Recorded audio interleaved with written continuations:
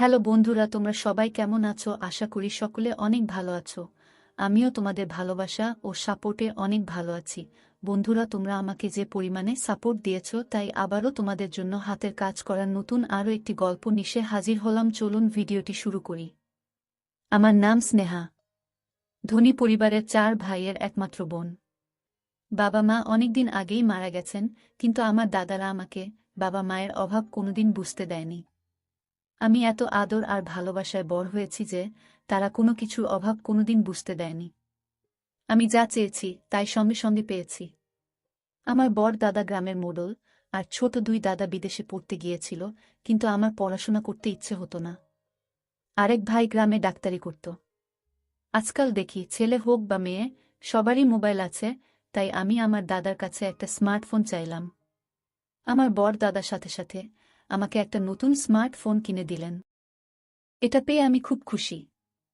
আমি খুব সুন্দরী, তাই নিজের ছবি তুলে সোশ্যাল মিডিয়াতে পোস্ট করতাম। আর অনেক লোক আমার ছবিতে লাইক এবং কমেন্ট করত। লোকজন আমাকে খুব পছন্দ করতে শুরু করেছে। একদিন আমি সোশ্যাল মিডিয়ায় অভিষেক নামে একটি ছেলের সাথে কথা বলি। সে খুব বুদ্ধিমান, ও আমাকে বুঝিয়েছিল যে ছবি সোশ্যাল মিডিয়াতে আপলোড করা কেন উচিত না। তারপর সোশ্যাল মিডিয়া থেকে আমার সব ছবি ডিলিট করে দিয়েছি। ধীরে ধীরে অভিষেকের সাথে আমার বন্ধুত্ব বাড়তে থাকে, এবং আমাদের বন্ধুত্ব কখন প্রেমে পরিণত হয় বুঝতেই পারিনি। তার সাথে প্রতিদিন ফোনে কথা বলতাম আর ঘন্টার পর ঘন্টা গল্প করতাম। আমি গ্রামের মেয়ে আর অভিষেক শহরের, আমরা দুজনেই একে অপরের প্রেমে পড়েছি। একদিন জানতে পারলাম আমার দাদা গ্রামের উকিলের সাথে আমার বিয়ে ঠিক করেছেন, কিন্তু আমি অভিষেককে ভালোবাসি, তাই অন্য কাউকে বিয়ে করব কিভাবে?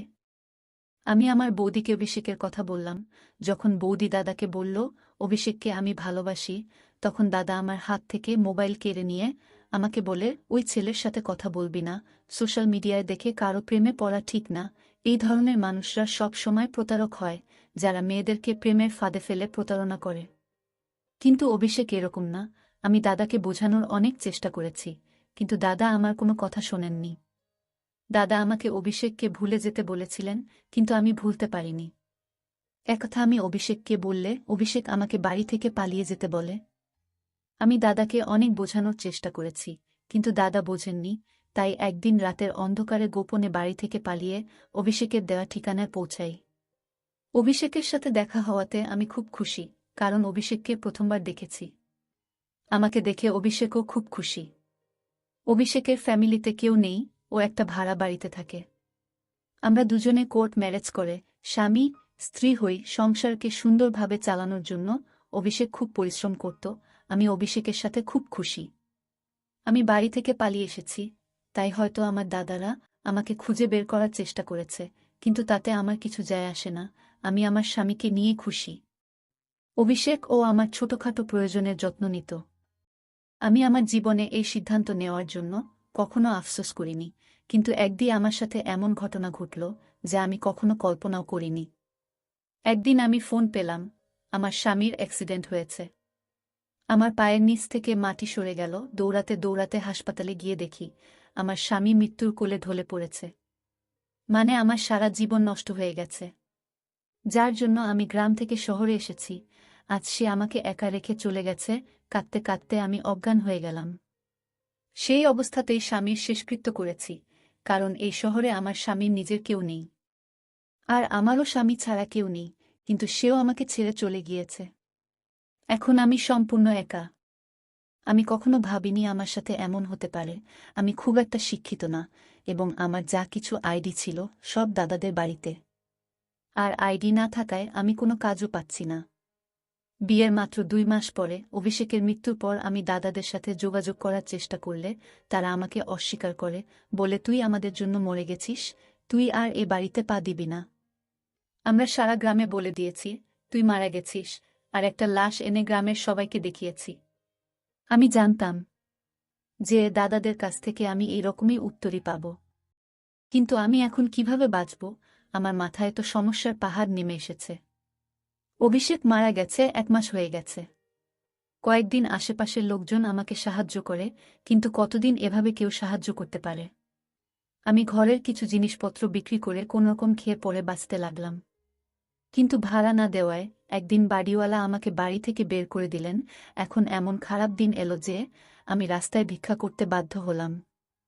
যখন কেউ খাবার দিত তখনই খেতাম, না হলে খালি পেটেই ঘুরে বেড়াতাম। থাকার জায়গা ছিল না, তাই রাস্তায় দিনরাত পড়ে থাকতাম। একদিন খিদের জ্বালা সহ্য করতে না পেরে একজন লোক ভিক্ষা দিতে এলে আমি তার পা ধরে বলতে লাগলাম, স্যার, আমি 2 দিন কিছু খাইনি, আমাকে কিছু খেতে দিন। দয়া করে আমাকে কিছু খেতে দিন, না হলে আমি মরে যাব। তিনি আমাকে বললেন, তুমি কি আমার বাড়িতে যেতে পারবে? একথা শুনে আমি অবাক হয়ে গেলাম। তিনি বলতে লাগলেন, আমার বউ মারা গেছে, আমার একটি ছেলে আছে, বয়স 4 বছর। আমি চাই তুমি আমার ছেলের দেখাশোনা করো। যদি তুমি তার দেখাশোনা ঠিকমতো করতে পারো, তাহলে আমি তোমাকে থাকা খাওয়া সব দেব এবং তুমিও বেঁচে যাবে।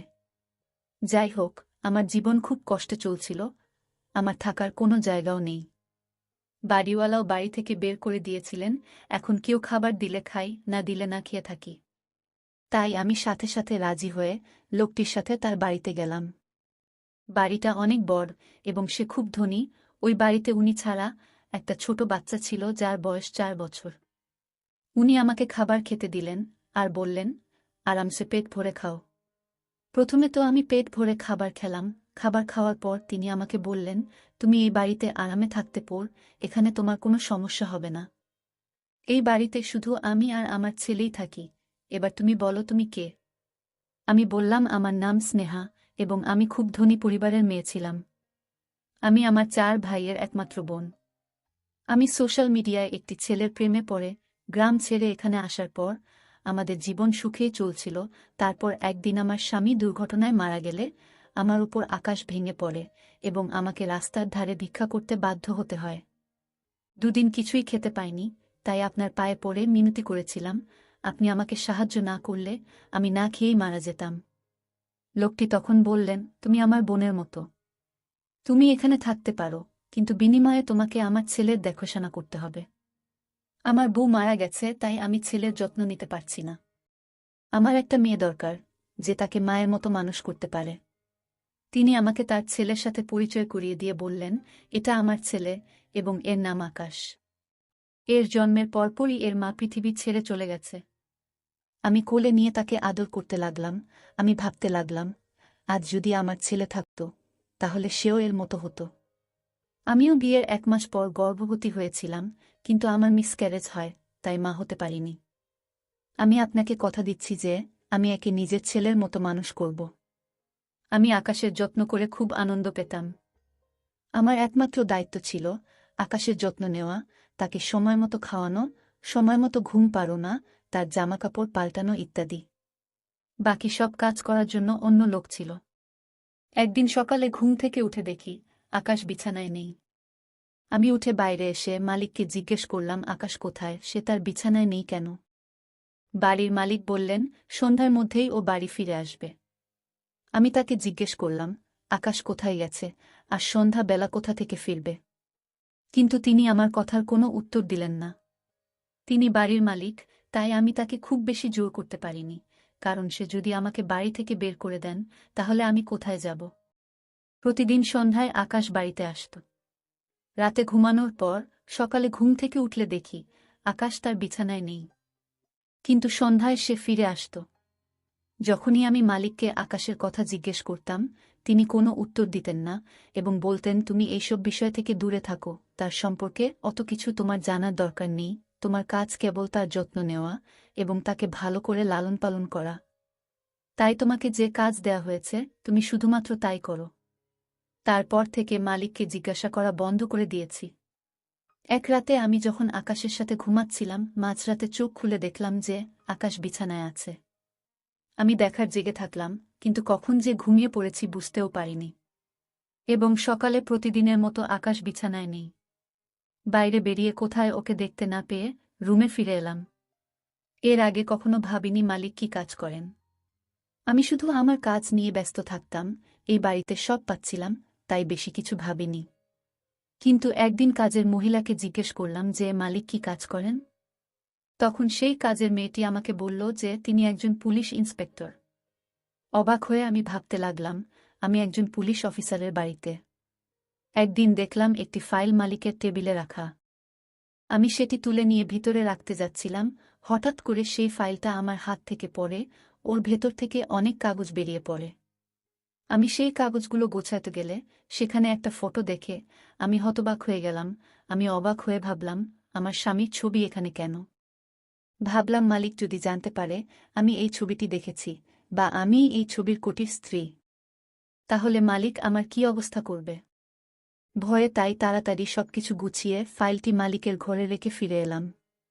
এখন আমার ভয় করতে লাগল, এবং সবচেয়ে বড় ব্যাপার ভীষণ টেনশনে পড়ে গেলাম, কিন্তু তবুও আমি এখান থেকে যেতে পারিনি।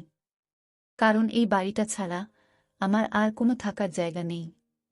এছাড়া আমি আকাশকে নিজের ছেলের মতো ভালোবাসি। তাছাড়া এই ছবির রহস্যটাও জানতে চাই, এই পুলিশ লোকটা কিভাবে ছবিটা পেল। ভাবলাম আমার দাদারা অভিষেককে খুঁজে বের করার জন্য এই পুলিশ অফিসারের কাছে কেস ফাইল করতে পারে, কিন্তু দাদারা কখনো অভিষেককে দেখেনি। মনের মধ্যে অদ্ভুত অদ্ভুত সব ভাবনা আসছিল, কিন্তু মালিককে জিজ্ঞেস করার সাহস পেলাম না। 4 মাস হয়ে গেল আমি এখানে আছি। বাচ্চাটি আমাকে মা বলে ডাকতে শুরু করেছে, কিন্তু এতে মালিকের কোনো আপত্তি নেই। তারপর মালিক আমাকে একটা মোবাইল দিয়ে বলল, তোমার সাথে কথা বলার দরকার হতে পারে, তাই এটা রাখো। একদিন আমার মোবাইলে একটা ফোন আসে, আমি কাজে ব্যস্ত ছিলাম, তাই কল ধরতে পারিনি। পরে মোবাইলের দিকে তাকাতেই একটা অচেনা নাম্বার ভেসে উঠল। আমি খুব একটা পাত্তা দিলাম না। কিছুক্ষণ পর সেই নাম্বার থেকে একটা মেসেজ এলা, তাতে লেখা ছিল, স্নেহা, তুমি কেমন আছো? খুব অবাক হলাম। ভাবলাম হয়তো এখানকার কোনো কাজের মেয়ে আমার সাথে মজা করছে, তাই আমি ওই মেসেজের রিপ্লাই দেইনি। এরপর প্রতিরাতে এই নাম্বার থেকে মেসেজ আসতে থাকে। মেসেজে নানা রকমের কথা, আমার পুরানো জীবন এবং মাঝে মাঝে আমার দাদাদের সম্পর্কে বিভিন্ন কথা। আমার স্বামী একমাত্র ব্যক্তি ছিলেন যিনি আমার সম্পর্কে এইসব কথা জানতেন। আমার সাথে যা ঘটছে তাতে আমি ভয় পেয়ে গেলাম। জানি না কে সে, আর কেন সে আমাকে জ্বালাতন করছে। সে বলতো, তুমি আমাকে তোমার বন্ধু মনে করতে পারো, তোমার একানা সমস্যা হলে আমাকে মেসেজ করে জানিও, আমি তোমার সব সমস্যার সমাধান করে দেব। কিন্তু আমি ভয় পেয়ে নাম্বারটি ব্লক করে দিলাম। তারপর সে আমাকে নতুন নতুন নাম্বার দিয়ে মেসেজ করতে শুরু করে। আমি যত নাম্বার ব্লক করি সে তত নতুন নাম্বার দিয়ে আমার সাথে কথা বলার চেষ্টা করত। সে এমন এমন কথা বলতো যে আমি টেনশনে পড়ে যেতাম। যাই হোক, ধীরে ধীরে আমি তাকে বিশ্বাস করতে শুরু করি এবং তার সাথে কথা বলতে শুরু করি। আমার যে কোনো সমস্যা তার সাথে শেয়ার করি। সে আমার পুরনো জীবনের কথা বলে, আমার সাথে মজা করে। যখন আমি তাকে জিজ্ঞাসা করতাম সে আমার সম্পর্কে এসব কথা কিভাবে জানল, সে আমার প্রশ্নের কোনো উত্তর দিত না, কিন্তু নিজের সম্পর্কে বলত যে তিনি অবিবাহিত এবং এই পৃথিবীতে তার কেউ নেই। আমারও এই পৃথিবীতে কেউ ছিল না, তাই আমাদের ভালো বন্ধুত্ব হয়ে গেল। আমি চেষ্টা করতাম কারো সামনে তার সাথে কথা না বলতে, সেজন্য আমি তাকে বলেও ছিলাম যে আমি কারো সামনে তার সাথে কথা বলতে পারবো না। সে বলল, ঠিক আছে, রাতে সবাই যখন ঘুমাবে তখনই কথা বলবো। এখন আমরা গভীর রাত পর্যন্ত গল্প করতাম। গভীর রাত পর্যন্ত গল্প করার কারণে ঘুম ভাঙতে দেরি হতো। সকালে ঘুম থেকে উঠে আকাশকে দেখতে পেতাম না। আমি তার সাথে এ বাড়ির বিষয়ে কোনো কথা বলতাম না, কারণ আমি এই বাড়ির নুন খাচ্ছিলাম। আর সে কে তাকে আমি চিনতাম না। সে আমাকে নিজের সম্পর্কে যা বলেছিল তা সত্যি কিনা জানি না। এটা আমার জন্য শুধু টাইম পাস। সারাদিন একা একা বিরক্ত হতাম। আকাশও সন্ধ্যায় বাড়ি ফিরত, আর চাকররা ঘরের সব কাজ করত, তাই ওর সাথে কথা বলে সময় কাটাতাম। 2-3 দিন ধরে ও আমাকে বলতো আমার সাথে দেখা করতে চায়, কিন্তু আমি তার সাথে দেখা করতে রাজি হতাম না। তাই সে বলতো সে আমার সাথে দেখা করতে আমি যেখানে থাকি সেখানে আসবে। একদিন সন্ধেবেলা আকাশ বাড়িতে আসার পর মালিক আমাকে সন্ধ্যার খাবারের ব্যবস্থা করতে বললেন, কারণ আমার বেস্ট ফ্রেন্ড অনেকদিন পর আমার বাড়িতে আসছে। তাই আমি চাই তুমি নিজের হাতে তার জন্য ভালো ভোলা খাবার তৈরি করো। আমি মালিককে বললাম, ঠিক আছে। আমি অনেক খাবার তৈরি করে রাখলাম। ও ঘণ্টা পর শুনতে পেলাম বাইরে কেউ কথা বলছে। তাই চা জলখাবার নিয়ে নিচে এলে নিচে হলঘরে বসে থাকা লোকটাকে দেখে আমার পায়ের নিচ থেকে মাটি সরে গেল। আমি স্তব্ধ হয়ে বোঝার চেষ্টা করছি, কিন্তু বুঝতে পারছি না। কিছুক্ষণ পর আমি অজ্ঞান হয়ে পড়ি। যখন জ্ঞান ফিরল তখন আমি আমার বিছানায় শুয়ে, মালিক এবং সেই লোকটি আমার বিছানার কাছে দাঁড়িয়ে। লোকটি আর কেউ নয়, আমার স্বামী অভিষেক, যার শেষকৃত্য আমি নিজে দাঁড়িয়ে থেকে দেখেছি।